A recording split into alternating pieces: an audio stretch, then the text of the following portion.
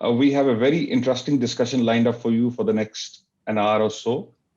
It's about the 5G handset ecosystem in India, which is one of the major building blocks of how 5G will take shape in this country. We have an eminent set of panelists. We have Mr. Sunil Raina from Lava Mobile. We have Mr. Tasleem Arif from Oppo India. We have Mr. Madhav Sheth from Realme. We have Mr. Sanmeet Kochar from HMD. And we have Mr. Navnit Nakra from OnePlus India. Welcome, gentlemen. I'm very excited to have this discussion and pick your brains on the next wave of disruption, which will happen across the network, lifestyle of the consumer, and devices obviously play an important part there. Now, in 2020, we saw several brands and handset companies, they have been launching their 5G smartphones in India. And obviously, there are some countries, globally, which are far ahead of us, but I'm sure we'll catch them sooner than later. While in the past, we have seen in the past, network races, the handset availability was always a challenge when the new technology came in, even in 4G when we saw. But this time, obviously, it's a device-first strategy, probably, what is happening. And some of the countries are taking a lead there from a supply side point of view. So we'll just discuss around the, how the handset ecosystem and the devices, 5G device ecosystem will take shape in India. And I'll start with you, Sunil. How do you think the race to 5G is different from what happened in 4G? Because if you remember in 4G, we had auction at that time, and then network started rolling out, and really it was really carpet bombing happened from a network point of view as well. But in 5G, most of the countries, even some of the developing countries have really auctioned the 5G spectrum. India is yet to do that. We have some visibility now, probably mid of this year, by second half of this year, we'll have some network. But don't you think this will have a major impact on the device adoption in the sense that why would somebody buy a 5G, right now if the network is not there? And also we've seen that 4G rollout was much quicker. One of the telcos, obviously leading telcos, played a major part. But how will it change? What are your thoughts on network availability and device adoption? Thank you, first of all, having me on the panel. So, I would say the way I look at it, 2021 is going to be more about excitement about 5G than actually action happening in 5G, so to say. The consumers will actually start realizing the benefits of 5G maybe 2022 onwards. Like I said, it's going more about excitement this year. A lot of talk will happen on 5G. A lot of things are yet to be sorted out. That's where it will stand in 2021. But post that, I think it will start picking up pace. There are three key aspects that I believe are leading to this one excitement, and also the devices coming in faster than we would have otherwise thought they would, because of the network unavailability, which is going to be there for some time. The one primary reason for that is the ecosystem shift in China, wherein most of the devices have now started being 5G and less of 4G development is happening. Therefore, it makes economic sense for the hub of the world of technology to really work on two technologies at the same time. So therefore, that pressure will be on the ecosystem to really shift to 5G faster in terms of the device adoption. So that's going to be one key factor that will happen. Internally, our readiness has challenges, both at the operator level as well as the consumer level. One, because the price points are not going to be very accessible in the near future, at least in the next 1 year. Therefore, 5G adoption will happen because those people who would want future-ready phones will somewhere think, okay, it's better to go for 5G now and not become obsolete after some time. So those are the guys who will definitely become the first ones who will jump onto the bandwagon. And also clarity on spectrum, allocation of it, who gets how much, etc. Then there are some financial issues that telcos are also grappling with. So those things might create some amount of impediment in terms of the experiencing 5G on the devices. That's going to be the second aspect. And the third aspect is, I think India is going to be one of those unique countries where there'll be three worlds coexisting. There's a very large world of 2G consumers, a very large world of 4G consumers, then go to 5G. There'll be three worlds coexisting at the same time. But like I said, it's going to be a lot of excitement in 2021, but the real action will start from 2022. That'll be my take on this. Thank you, Sunil. And you You touched upon some pertinent points, and I will, obviously go to Navneet and ask about those. But one of the things I view is it that given that how we are working these days, one of the competitions for 5G is going to be broadband and Wi-Fi, at least in the urban areas. If the tariffs are not competitive to what 4G is, and that's comes on the use cases as well. The narrative so far, which has been built around 5G by the ecosystem players, is that enterprise is going to be the major beneficiary. We will see that. Probably there are use cases which will happen, but on consumer side, what will happen? And I'll go to Navneet, on this point. Navneet, when globally, when 4G started coming in, around 2009-10, and I'm talking when India was still not even 3G, there were no compelling use cases. We did not have Netflixes and Amazon Prime and so much content consumption and creation which was happening. Now, what fueled the 4G device demand in India around 2015 was very inexpensive. 2016-17 was inexpensive data, and some of the brands coming in with really affordable price points. Then use cases like OTT, content streaming happened. With 5G, do you think the consumer pull is much, much weaker? Since for an average user right now, and I'm not talking about the pandemic time, obviously we are using more on the Wi-Fi, but for an average consumer otherwise as well, the major intensive use case of content creation and consumption is being met by 4G to a large extent, right? So again, your point, why should a consumer buy a 5G phone? And if there's a price differential, why should he pay that? Oh, great question, Navkendra. And first and foremost, thanks for having me on the panel.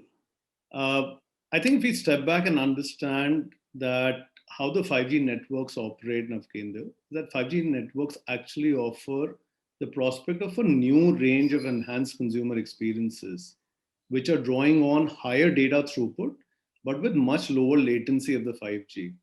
Now, Navkendra, these new devices may include a 4K, 8K Ultra HD video, 3D video holograms, AR, VR device and applications. But one has to understand that the shift from 4G to 5G will be far more multidimensional and magnitudes higher than the 3G to 4G shift. Because 5G not only enables a lot of new spectrum to be put on use, but also a lot of more efficiency in the existing 4G spectrum already in use because you can pack in more data. Sure.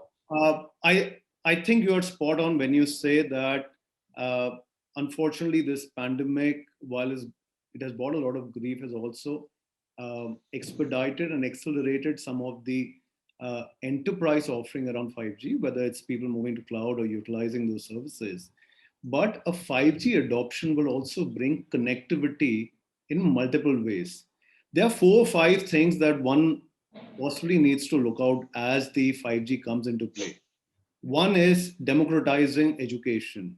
I'm sure everybody is aware that the new education policy, the NEP 2020, is going to bring a paradigm shift to the use of 5G technology in the field of education. And this is built on clear pillars of accessibility, equity, quality, affordability of the network itself. Number 2, reliable healthcare. Navkendra, gone are the days where people are going to wait for a certain healthcare service to come to them, but the mobile broadband is already transforming that. Adoption of 5G will further accelerate new cases around reliable healthcare.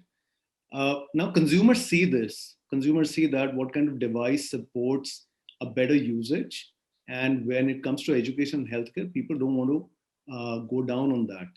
And the third piece, like you mentioned, and fully in agreement, is better entertainment.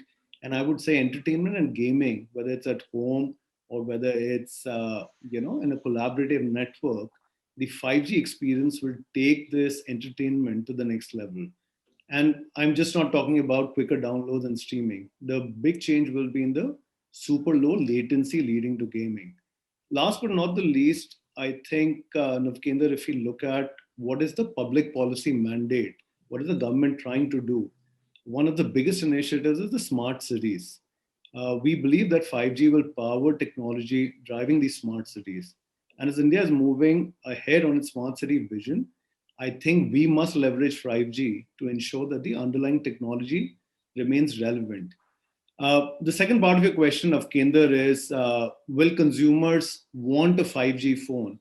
I think we were going through a recent CMR report which said that 83% of the Indian consumers would want their next smartphone to be 5G ready. I think showcasing an eagerness that Indian consumers want to be with the latest technology, no matter what current phone they are using today.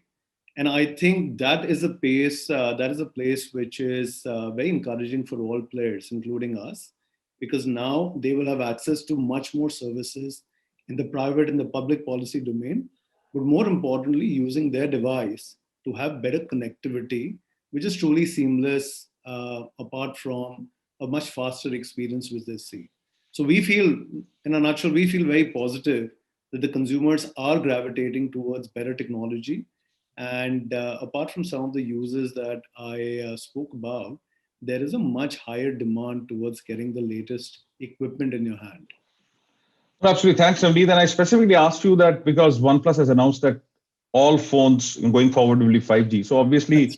there would have been some thought around that since you are taking such a leap of faith, that everything is going to be 5G. So consumers obviously would look at these kind of brands who become 5G at more democratized and affordable pricing. Good Absolutely, thoughts on, Kinder. yeah. And I think our commitment to the 5G R&D efforts are where our founder announced almost a $30 million investment in India when we set up the R&D center. So you're spot on that our commitment on 5G is complete and we are all in 5G. That's a good segue into, and we have the perfect person for that. Tasleem, I would love to pick your brain. That as Navneet spoke about specific use cases, and there are talks of even in China, cloud gaming, concert streaming. Obviously, concerts are not happening probably outside China anywhere right now, but otherwise, these kind of things will start happening, and obviously, there will be somewhere between the enterprise play which delivers those kind of services in a perfect manner on 5G, and that's how consumers also are willing to pay for that or expect those kind of services. What are your thoughts from a research and development point of view, specifically for India? What kind of a new kind of use cases will start coming in so that people start replacing their 4G devices? Because if you see, there's a large 400, 450 million base sitting on 4G devices, right? Out of the smartphone base. They will at some point of time have to buy 5G. So obviously that will happen in the next 2.5 years. But what are the compelling use cases apart from a supply point of view? Supply will keep on happening. I'm sure we have established that supply will come in. But first of all, thanks for having me in panel discussion. So actually 5G is more on the technology side. So if you see in this, there are two stakeholders. The operator are one stakeholder and the consumer. And these are the challenges even when the 4G comes in the picture. The transition is the first 2-3 years, the transition period. So when they launched in last year, when the first 5G device was launched and all, it was more like showing the technology. But now in this 2021 and all, it will be more on the building the use cases around that technology. So that, as I said, that to make it economic, both the operator side and both the consumer side, we need to create the common bridge. So as a OEM, we are just an enabler.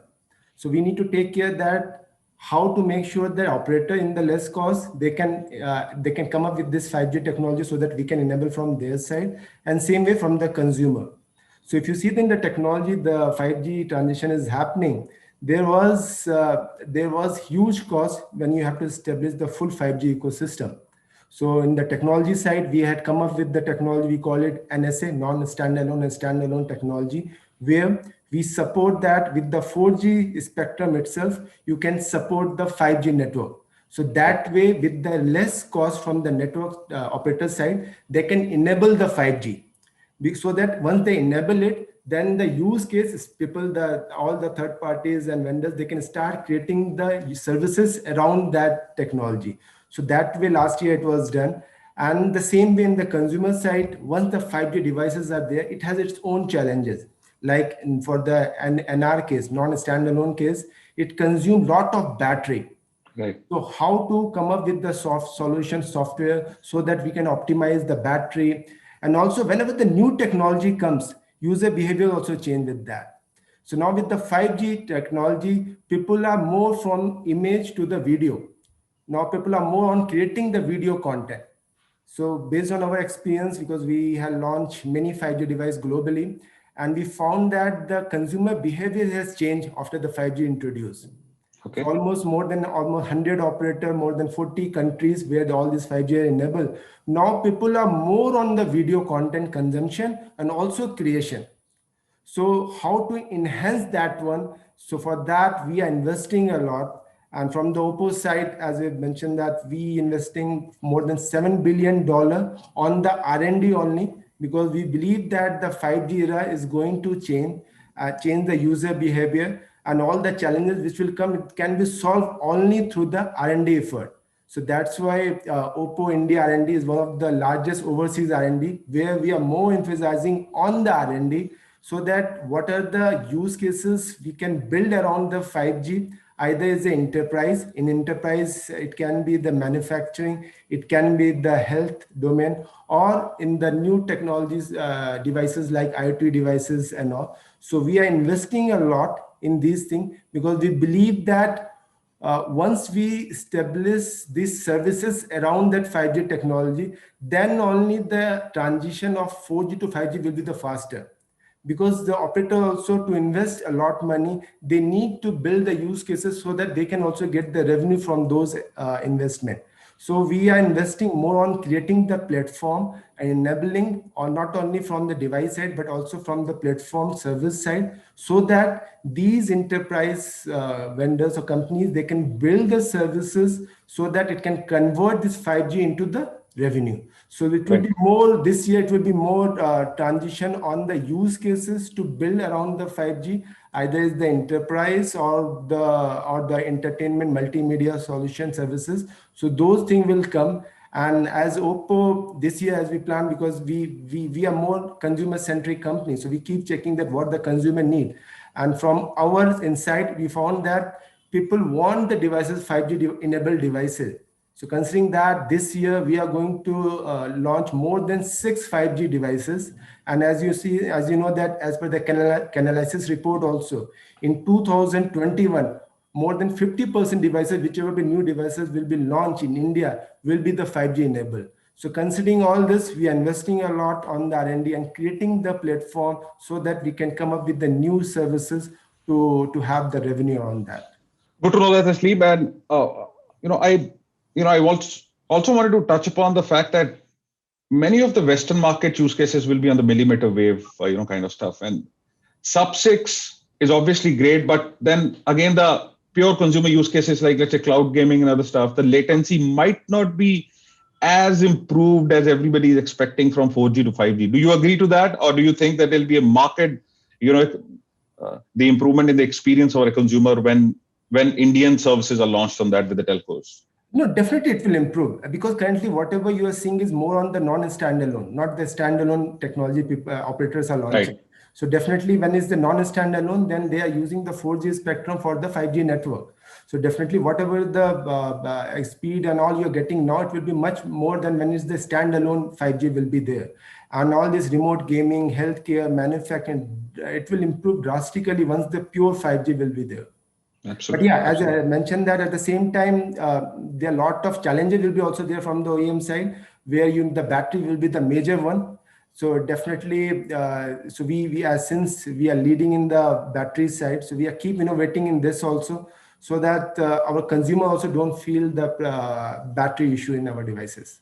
Absolutely. And on the battery thing, and I'll come to Madhav to ask for a specific question on the consumer point. On the battery thing, I tweeted yesterday that it's very unfair for somebody to judge a prowess of a smartphone's battery only on the Wi-Fi when you're sitting in Wi-Fi, because a real use case for an average consumer who is on the road is the network. That's one of the biggest drains on the battery when you are traveling or even on the road, and suddenly 3000 4000 mAh battery doesn't look so. Cellular needs to be taken in mind, and people are fearing that whatever use cases or tests have been done in Western markets, even in the corner or a street, the 5G 5G is draining the battery so fast. And I'll come to Madhav on that. Do you think, from a consumer study and considering the success of Realme for the past 2-3 years, do you think consumers are willing to sacrifice some of the features to take 5G, or you're even going forward?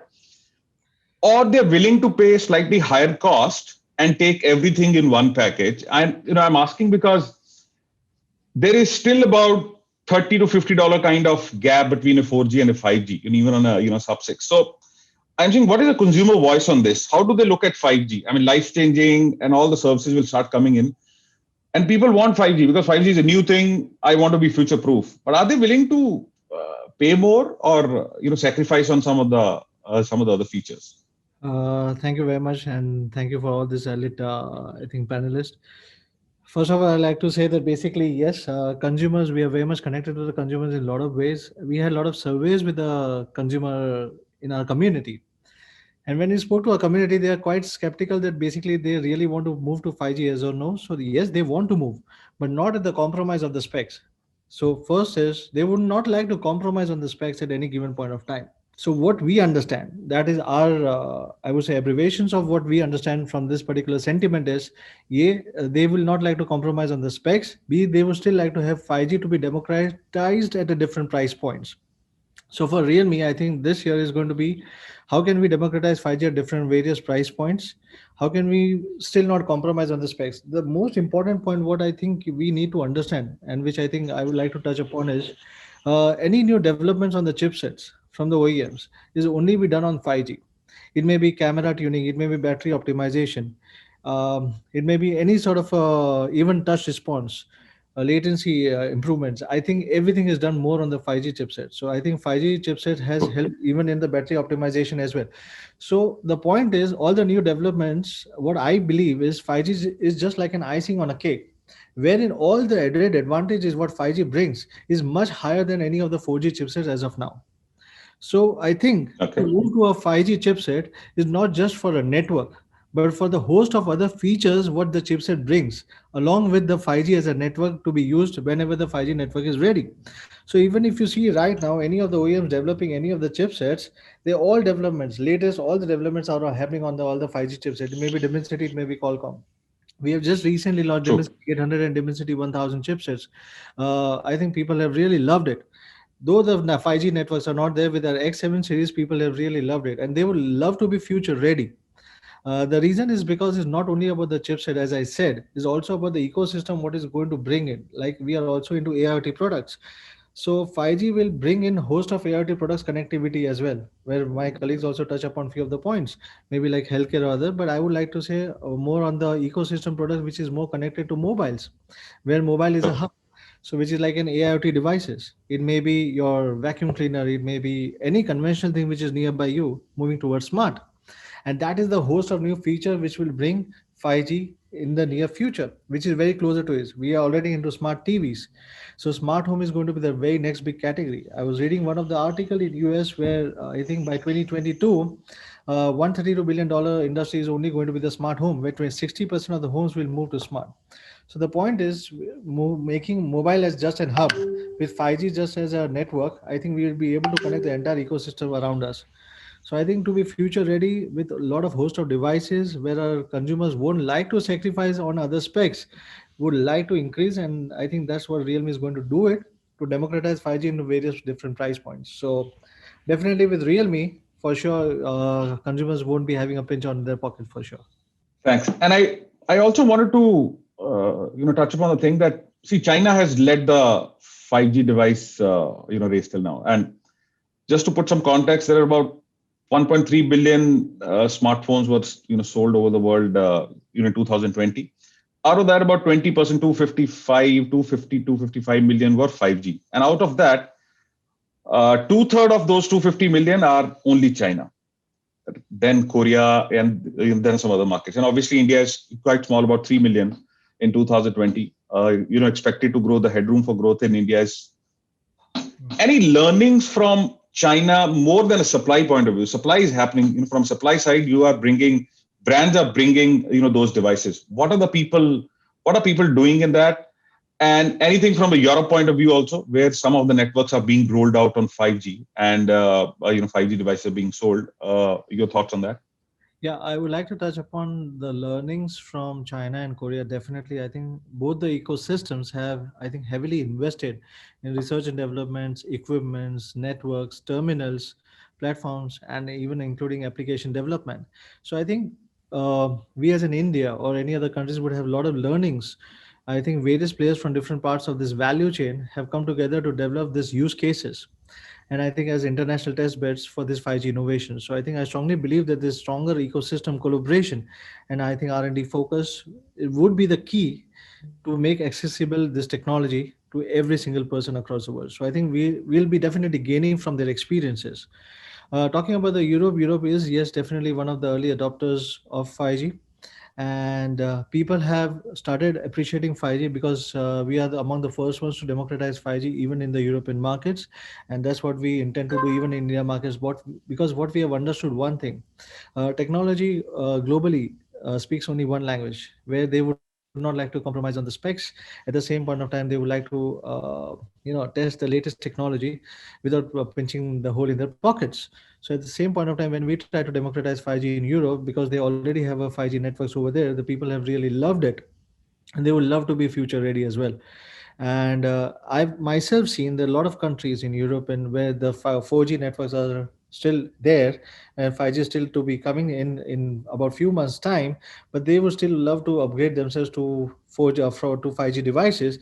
And the only reason is because a the prime is they want to be future ready, b they get the latest chipsets and the latest technology on the phone. And I think that's what I even Indian consumers would also love to do it. And so I Absolutely, believe absolutely. it's going Yeah, to be great. Yeah. yeah. Thanks, Madhav. Sanmeet, I'll pick your brain on that. You see, I mean, India is a unique market in the sense that there is no other market which is such open. The telco play in the devices is almost negligible in India. A consumer doesn't walk in a telco store, although telcos have tried. And I've I've spent about 10 years in a telco. We tried a lot. Consumer doesn't walk in a telco store to buy a phone, right? Various reasons. 90% plus market is prepaid. You can't fall back. There's no legal fallback to collect the consumer runs away, so on and so forth. So reverse bundling never worked in the sense that, which makes it a very unique that in European markets, some of the other markets where some open channels are coming in, but still telcos are there, and telcos, obviously it's in their interest. They are bringing the 5G network. They need to have the 5G devices as well on the network. So if a consumer walks in, you can't have a 5G network and not the devices. So both go hand in hand. Here it's unique. 5G network will start coming in, but 5G devices are coming much. So wanted to pick your brain on the point that apart from, OEMs and brands are bringing the 5G devices from a supply point of view. What do the other ecosystem players in the market, like government from a possibly policy point of view, network operators, speed of rollout? We know that it will be sub-6, but speed of rollout, app developers, content creators, and Tasleem also touched upon some of that. Vernacular stuff is very important in India. There is no way. Otherwise we will just keep on, playing within those 500 billion, the first, half a billion. Where would the connectivity? Where is the headroom for growth? That's the next half a billion. What are your thoughts on that? How important are these for the 5G smartphone or device adoption in India? Navkendra, thanks so much for the excellent question, and thanks for having me on this discussion. I've been listening to my fellow panelists and some very good insights shared by everyone, and it's an excellent point that you raise, Navkendra, on the ecosystem. And I believe that 5G has a huge potential in India, in our country, but at the same time, there needs to be a right balance on how different ecosystem players are leveraging the opportunities and taking it forward. And you already mentioned, multiple ecosystem players which need to play their role. And I'll try to touch upon each of these one by one. And let's start with the government and on the policy. So first of all, of course, we are expecting the permission for beginning trials from the government to come in very soon. Yes. Formally. And then, of course, there is this whole point on auction and identification of the spectrum, and then the reserve price, and how much should be the reserve price. And we touched upon Sure. the financial situation of the telcos, and how they are going to invest in that. So that's another point which needs to be taken care of. An important point which I want to also raise, and this has been touched upon already, is that 5G would lead to growth in multiple dimensions and multiple layers. It's not just smartphones. its devices across different segments and sectors, categories, which are going to get linked, right? And that raises, this whole point on sensitivity of data, privacy, security. And I think, so that's another point, and especially in the enterprise space, in industrial space, even in consumer space, there could be different touch points where there is a connectivity which is always on. And this would lead to certain very, very sensitive data being there on the system. So I'm sure government will be looking at how, that's been taken care of without, compromising on the security of the country. So that's another important point, which I'm sure government would be working on and bringing that out. Now coming to operators, and again, a very important point that was touched upon earlier is that when 4G rolled out in India, and then it was a very, very aggressive play by one of the operators, and that expedited the adoption of 4G in the country. And therefore, apart from buying the spectrum and investing in the infrastructure, there's a big question on how much of a role, apart from the device manufacturers, what role would operators play in the adoption of 5G in terms of data plans, and how would that lead to more and more consumers getting into 5G and transitioning from 4G to 5G. And so that's another point which we need to keep in mind, and what is the role that operators are going to play. And I agree with you that in the past, operators have not gone into device selling or, subsidizing or reverse subsidizing devices. But even on data plans, it's an important question that would come up, that how aggressively are operators going to be promoting or driving the adoption of 5G by their respective subscribers or consumers. Right.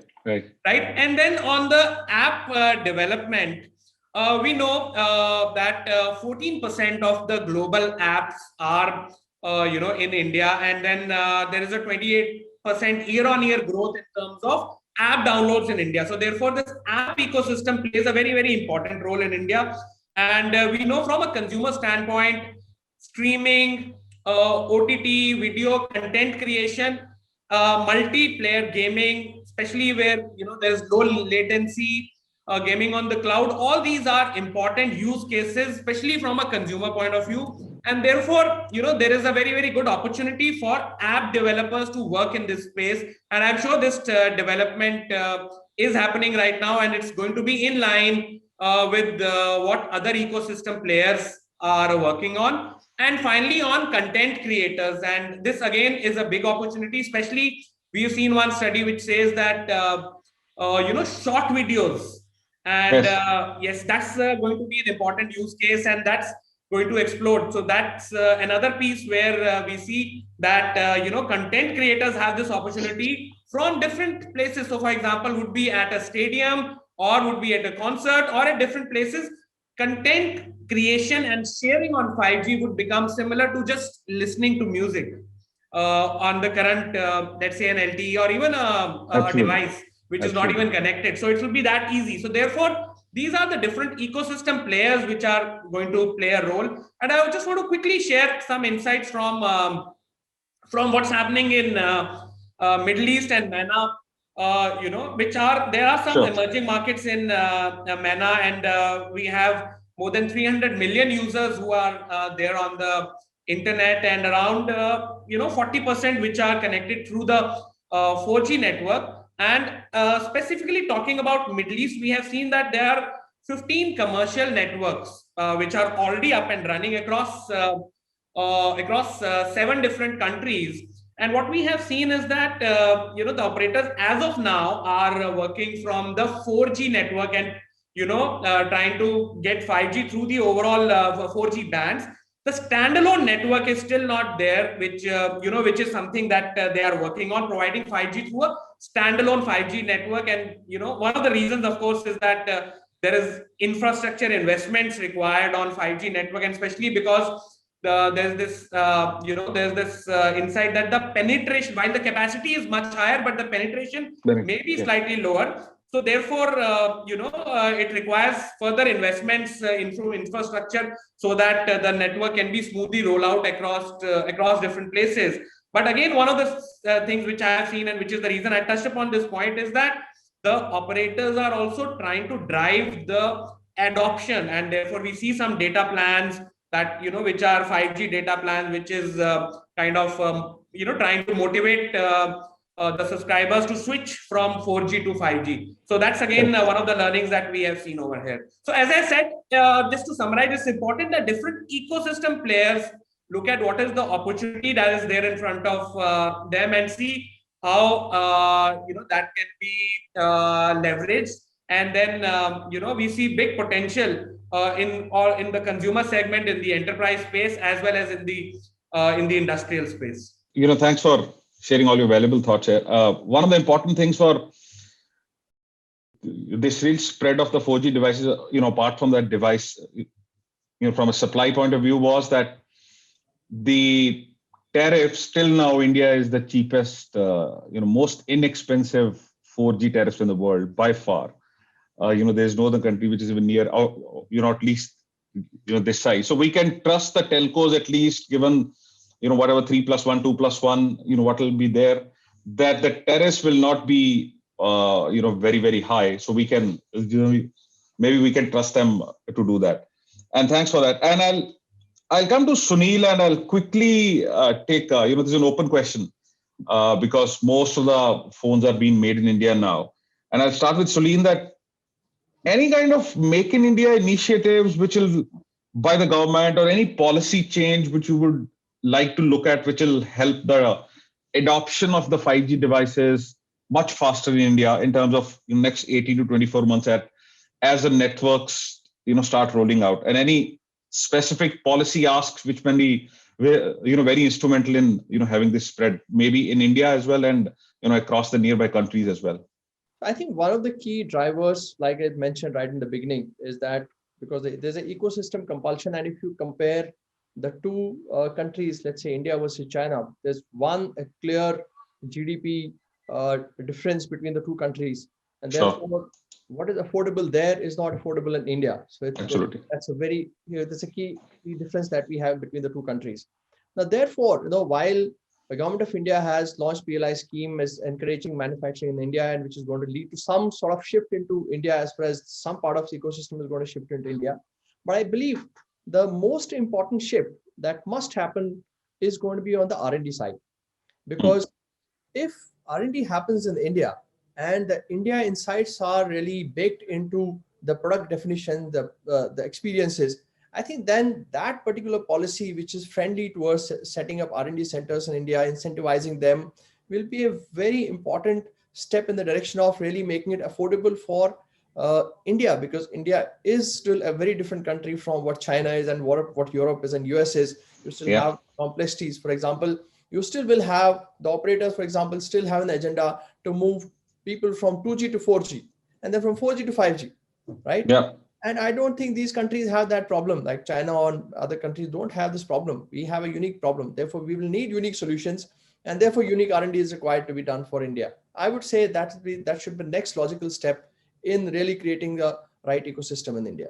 Tasleem, and anybody, really an open question. Same question. What are your views on from a government and a policy point of view? What kind of new things are changing? Because government is very favorable to making India as a manufacturing hub, export hub, and really bringing scale to India. China +1 or even replace China. So to that extent, what are your views, sirs?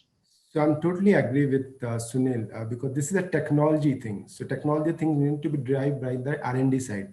So a lot of government initiative which is support on the R&D side is already there. So it's going very well. And now, if you, as I mentioned, that Oppo, we are one of the biggest overseas R&D outside the China. So India is one of the biggest overseas R&D. So we understand that part. Anything if you have to do around the technology, the R&D need to play the key role.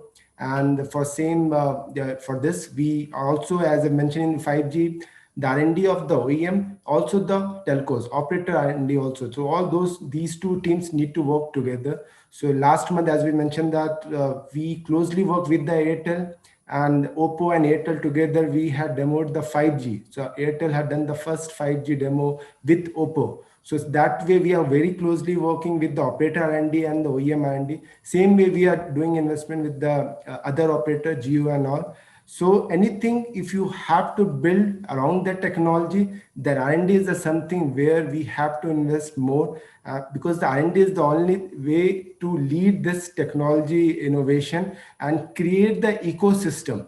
So once the ecosystem happen, then the services start building up. And when the services start building up, then the source of revenue comes and everything turns from the revenue. So once the revenue start coming from these services, then it's a win-win for the operator also and also for the consumer. Right. Thanks, Tasleem. Navneet, from OnePlus's point of view and from your point of view, reading of the market, what do you think is the ideal journey you foresee for this race to 5G? So, do you see 4G coexisting with 5G for a long time? I mean, there might be 2G there, 3G will probably not be there. But do you think from a devices and network point of view, 4G coexisting for a long time? Or do you think really, considering how we are these days, and we really briefly touched upon this, Wi-Fi taking over some of the use cases which 5G is touting right now, that if I'm sitting at, let's say 1 Gbps, connection at home in an urban center, I can easily do cloud gaming, right now. So if I'm not stepping out, what do I need? And obviously, lot will depend on the 5G tariffing as well. And as we mentioned, that maybe this 5G tariffing is not such a shocker for the consumer. If that's not not too big, then what are your views on that? Great question, Navkendra. I'm going to try breaking this up into two parts. One is the consumer sentiment. What does the consumer see when she or he hears about 5G? Second is, what is the community sentiment, which is the community of players like us, the government, the ecosystem players. So if you look at the Indian consumer, I think we are a very stratified country. At possibly, even though our per capita is closer to $1,900, but at every $200, $300, the consumer sentiment is very well defined. Right. We have consumers in the ultra HNI segment or the HNI segment who want to have access to the latest technology, right? And then replacement cycles don't really make sense to them. They're saying that, look, I want to have the latest technology, and that goes for the enterprise players as well. Then you have what is called the digital natives. These are people who may not have access to that income bracket, but they have been born into a technology, the millennials and the Gen Z, who say that it is better for me to have and work on the latest technology. And then majority of the pyramid of Kendra that we see in the country are the value seekers, people who believe that this device has to create an ROI for me for years to come, right? And I think in this elite panel, all of us who are working on the consumer sentiment understand this intuitively and actually with data as well. So to your point, Navkendra, I think we will continue to see multiple technologies and multiple consumer segments looking at adoption. The second piece on consumer sentiment is India is still far away from the smartphone, 100% smartphone era. It will take some time. So the first time user, right? And for example, a person like me who's born and brought up in small towns, right? When I go back and visit, the first time user is still taking a feature phone out there because she feels connected. That connectivity is most important. Accessibility to that phone is important. So there is a graduation which is going to happen to devices. And to that point, I believe 4G and 5G will continue to exist for a while. Let's look at the enterprise or the community side of things. Now, I think Tasleem, Sunil, Navnit actually, and even Madhav spoke about these points very well. What is the role of the government or the community in this? So India's 5G playbook will require that every community development goes to specific things and champions it. So let's look at telemedicine, for example. If the government push and the industry push is tremendously high towards improving telemedicine, chances are communities which are attracted to that the most will graduate to a 5G device much faster. Madhav spoke about an example saying that your connected devices at your home are multiple things, right? Now, if I have a vacuum cleaner or if I have a fridge, which is giving me inputs required, then chances are folks who are using those appliances will upgrade to 5G. Sunil spoke about the investment of R&D, which is critical. one element of the R&D investment is your software development. Yep. Today, are we doing better edge computing? Are we bringing software development to have testing across multiple connected devices rather than component level testing? That is again going to change the game. And the moment that happens, a consumer will see that, look, if I have this device, 6 other devices in my home talk to each other and work faster. I think India, because it's a stratified country across income segments, consumer preferences, accessibility, I think to your question, it's an interesting time that we will see almost a quick polarization of those digital natives and folks who have access to technology adopting faster versus the rest of the world where we all need to work a little harder to bring up their arbitrage or reduce that arbitrage, so to speak. Absolutely. I think important points that the so-called demographic dividend complexities of Indian market actually makes the whole thing also complex. Interesting from providing and developing experiences for those consumers as well, giving those kind of devices in their hands. That's also interesting. And last point I want to touch upon, and probably Madhav and you and Sanmeet can chip in, that with the current supply, I'll not say challenges in the sense that across other devices, we are seeing that from autos to everything else, the silicon is going to be slightly more in demand than supply can be met. Not that factories are not churning out as much as they can. They are churning out as much as they can right now. Obviously, the demand is much more. Nobody anticipated that, and that's going to be in 2021 as well. Do you think, considering that some of the markets are already slightly advanced in the sense that in the terms of network rollouts and adoption of 5G devices, do you think that kind of reprioritization over India might happen, which can put some spanner in the 5G plans for you guys in India in terms of bringing those 5G devices at those affordable pricing? Madhav or Sanmeet, anybody can go. Okay. Madhav, please. I'll go on first. I think it's a wonderful question, but to be very honest, let me give you a different perspective. One from the industry perspective, one from Realme perspective. From industry perspective, if I am an OEM, if I am a chip manufacturer, for me, yes, I would like to have use case scenarios from the market which is already having a 5G networks. But that doesn't mean that I would prioritize my supplies, because the point is India is the biggest millennial population. Sure. Having that said, there will be more use case scenarios in India once these chipsets have been launched in India itself, just apart from the 5G networks. So the performance of the chipsets can be far more defined with the millennial population, where India has already been far ahead in biggest population on the millennials. So if I am an OEM, if I'm getting the same dollars, there's no prioritize anywhere. So because I'm getting the same price everywhere. So sure. That's the first point. With Realme, I think the second perspective which I would like to touch upon is from the Realme perspective, because Realme all started from India and now it's been available in more than 61 countries. India has always been a priority market for us, and you will see this year itself that we will be launching many more affordable 5G devices coming up. So I cannot see this type of constraints specifically for this industry as such. All right. Yeah. Okay. Thanks, Sanmeet. Any last word? Like I said earlier, Navkender, there are different players in the ecosystem, and each player has his own opportunities and challenges. And each player needs to see how they can leverage those opportunities and overcome the challenges. Now, coming to your specific question on the driver IC and chipsets, specifically, there is a constraint in the industry right now. But if you go back from an HMD global point of view, if you go back last year, August, we announced that we have very, very strong partnerships with Google, Qualcomm, and Nokia Technologies. And in fact, these three partners invested significantly in our company. And we work very closely with each of these players and with other component suppliers to see how, we would, in fact, one of our stated objectives is to democratize 5G, democratize handsets in the 5G space and bring them to India.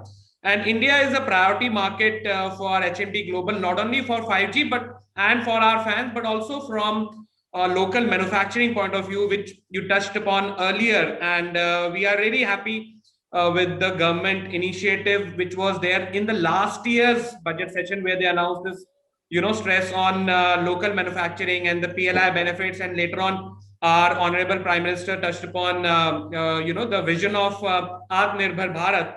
And that's something that we are very, very clearly focused on how we can leverage our relationship and the overall ecosystem, manufacturing ecosystem in India to deliver this. So to sum up, I don't see this, it is a challenge, but I believe that as an OEM and as a manufacturer, we would be able to overcome these challenges. Thank you, Sumit. And with this, we would like to wrap this up. We had a wonderful discussion. We discussed about that, India is an important market for every consumer company, consumer electronics, and specifically for smartphone. There is no other market which provides such kind of headroom for growth for the next decade or so. We still 500 million people who are not on smartphones. 5G will get rolled out at some point of time. Maybe we'll see some green shoots, the networks following the test trials which have happened. By middle of this year and to the by the end of this year, we should have some urban centers also connected to 5G. Exciting times ahead. Many people will move to 5G. There's a lot of research and development also. All the efforts and the services to provide those differentiated experiences to the consumer, right from the chipset to the content consumption, and from a devices point of view, it's happening. And all the stakeholders are part of that ecosystem. Thank you so much, gentlemen. And thank you for sharing your valuable views. Thank you so much. Thank you, Navkendra. Thank you, Navkendra. Thanks, Anish.